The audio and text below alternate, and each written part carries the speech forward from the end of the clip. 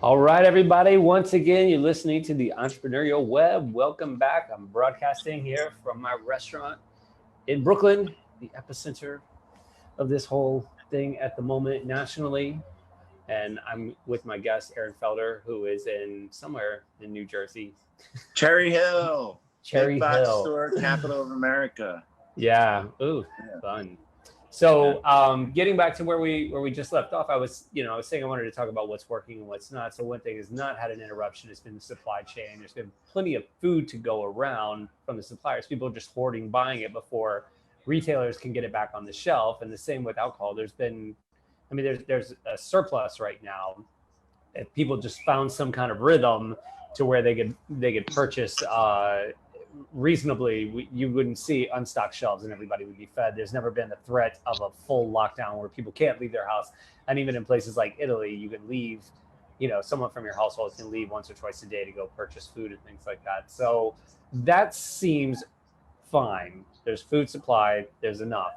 The job thing is an issue, and that's going to be an ongoing issue. And I think for you, this could be down the line something serious. I was mentioning the amount of unemployment, and that's probably going to grow through this time period, which is going to make the lower income bracket that you service go whoop like that. And those people, one of the things they absolutely need is food. And you look at cities like Philadelphia and New York City that have thousands, tens of thousands of service industry jobs. More than tens of thousands service industry locations that fuel exponentially more jobs. All those people are going to be without work. That I know there's a stimulus package coming through, but it's not a lot of bread. It's really not a lot of money. It's a big number, but it's not enough. Yeah, it's not. It's a lot of people to distribute it to.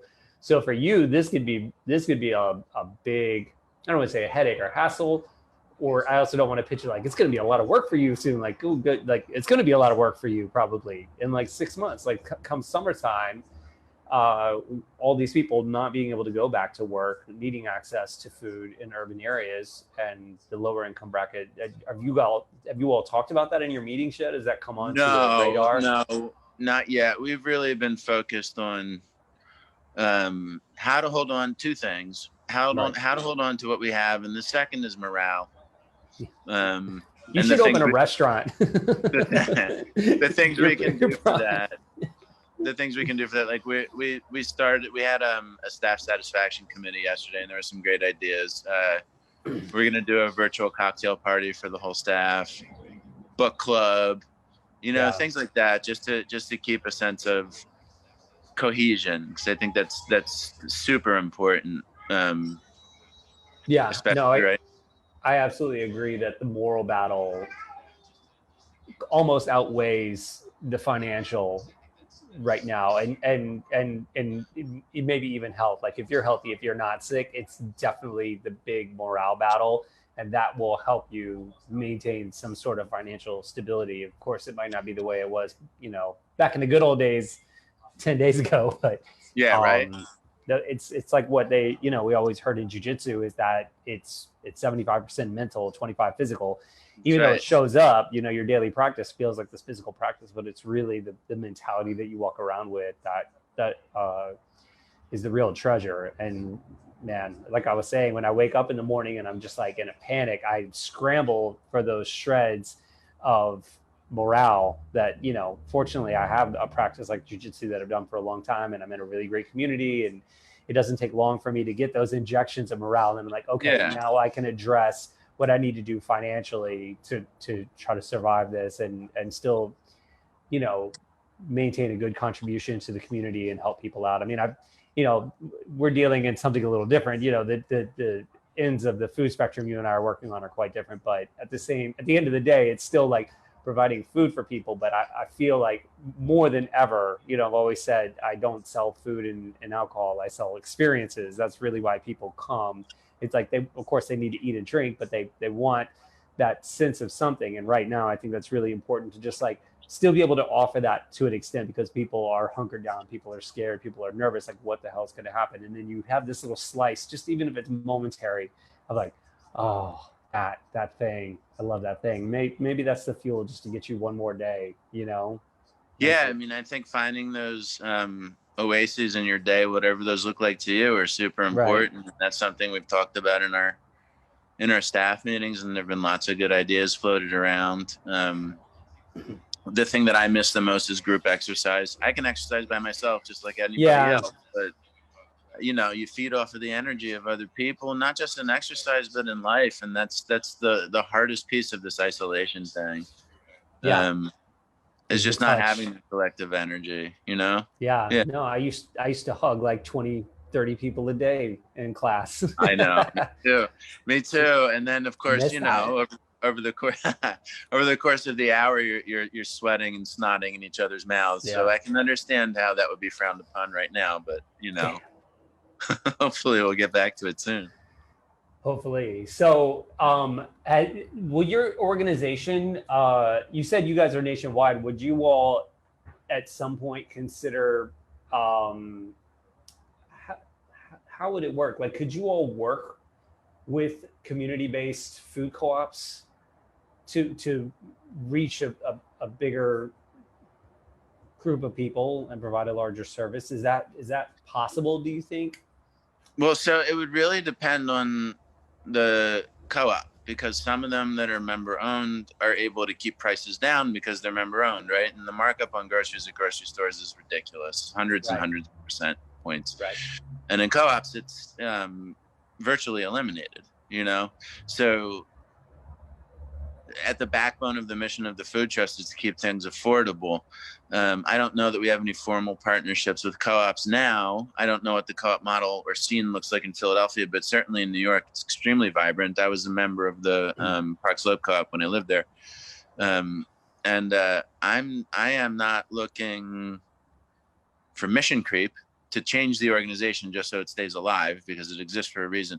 But I'm also not looking away from any new opportunity that the situation presents either. So that's something I'll take to my board and to my management group. Yeah. When we opened the Widget Terrace Food Co-op, one of the things that I really wanted to see come out of it was, because it's small. It's a 700 square foot storefront. It's more like Yeah, I've been inside of it. It's tiny, but it's nice. It's like a bodega. It's like a co-op bodega. But I feel like that's something that could pop up in nearly every community, and service, especially the people most in need there. And when you're talking about just like some volunteer hours, that gets that cost way down. We offer at certain income levels, like no investment fee to join. So you literally just, all you have to do is work a little bit, and it's like 2 hours every 5 weeks or something like that. It's pretty minimal. And then you get accessibility to all that food, really great food at the best possible prices. And it's fun. Those shifts are fun. They often are. I enjoy it. But my biggest concern now is just the accessibility. I think it's going to be a major factor. Again, starting, I think by summertime, we're going to really see that big need. And if we could somehow, instead of satellite, I know there in like the state of Arizona, there's a co-op organization where they had multiple stores and they were all bound together. I'm thinking more completely separate, just these little pocket entities that maybe were somehow connected to something like the food trust.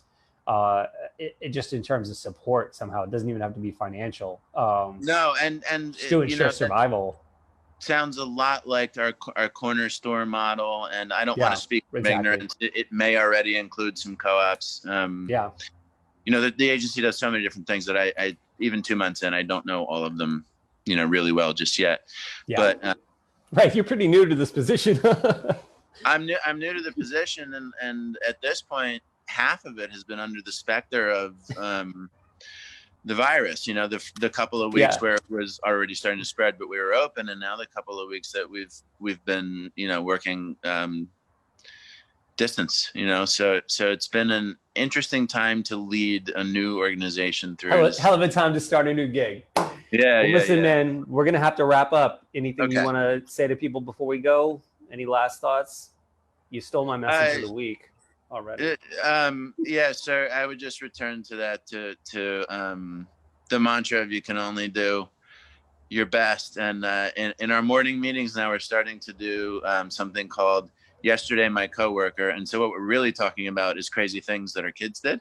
during meetings. Right? Your business partners, or for those of us who are, completely isolated and alone, talking to our houseplants. And so one of the things one of my coworkers said today that was really funny was that they were on a video conference with the funder, and one of their kids ran by, fully on in the screen, fully nude. Nice. Right. So finding those moments of levity is super important to hold on to. And I want to do that to one of my wife's Zoom meetings so bad. So bad. Bobby I don't Seeger think that style. would be good. What grades did she teach again? High school. Oh boy. All right, man. It was so great to speak to you. I yearn for the day that I get to choke your neck again. Oh man, me too. And to everybody who's listening, that's just as weird as it sounds. Yes. All right, man. Well, once again, all right, bud. Talk Have to a you great soon. weekend, everybody. We'll see you next week and listen to the Entrepreneurial Web.